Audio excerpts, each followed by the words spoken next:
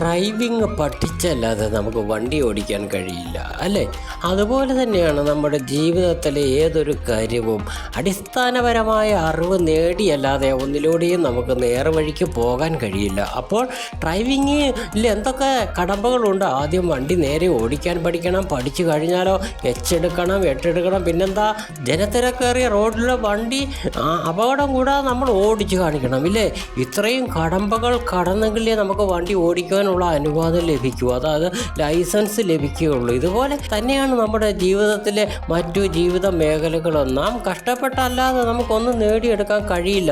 അതിനുള്ള സഹനവും ക്ഷമയും സമയവും നമ്മൾ മാറ്റിവെച്ചെങ്കിലേ നമുക്ക് അത് നേടിയെടുക്കാനാകും. നമ്മുടെ നേട്ടത്തിന് ഒരടിസ്ഥാനം ഉണ്ടായിരിക്കണം. ആ അടിസ്ഥാനമുണ്ടെങ്കിലേ നമുക്ക് അവിടെ ചവിട്ടി നിന്ന് ചങ്കുറപ്പോടെ പ്രവർത്തിക്കുവാൻ കഴിയും. അതിനാലാണ് ലോകത്ത് നിയമങ്ങളും നിയമവ്യവസ്ഥിതികളും നിലനിൽക്കുന്നതിനുള്ള കാരണം.